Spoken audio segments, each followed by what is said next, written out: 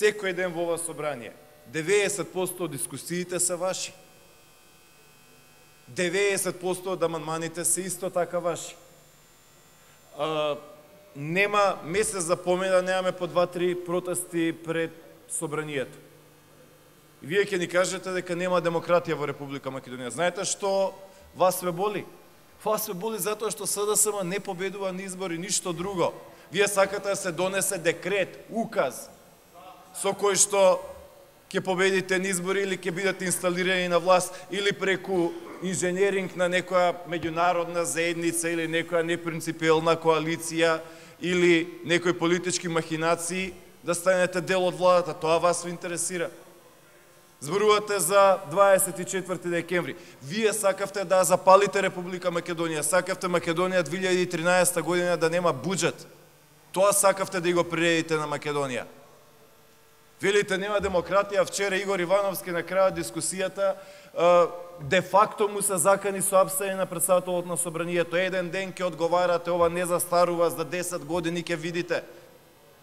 И вие ќе кажете дека нема демократија, па секој ден се заканувате тука, секој ден мобинг вршите, кои се работи не ги имате кажано тука, на комисии, во сала 3, во сала 4, во сала Борис Трајковски, во уставна сала, во сала на влада.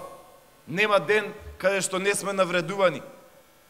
Ако толку ви беше паметна тактиката за 24 декември, зошто не ја повторивте оваа година, или заедно ви кажа немајте да правите такви будалаштини?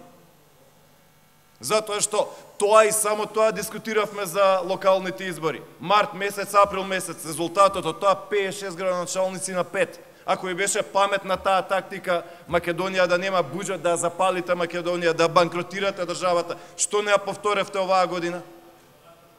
Што не ја повторевте оваа година таа работа? Туку не, видовте дека граѓаните едноставно ви рекоа не чини тоа, не треба да се блокира државата, не треба да уништите државата и затоа тука седите, гласате за, против, воздржани и слично, ама не ја повторувате таа тактика затоа што е деструктивна и препознаена од граѓаните.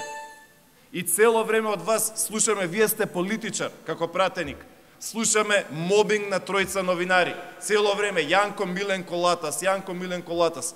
Па ако тројца новинари може да победат, тоа значи дека сте толку неспособни што не можете преку тројца новинари да победите. Не, вие им се заканувате на тие луѓе континуирано. А имате 33 на кои што тешко имињата може да им се спомнат, а кои што пишуваат во ваша полза. Секој ден има и текстови, и колумни, и се во полза на СДСМ, но и тоа со години не ве опарува. Вие сте си виновни за тоа, не новинарите.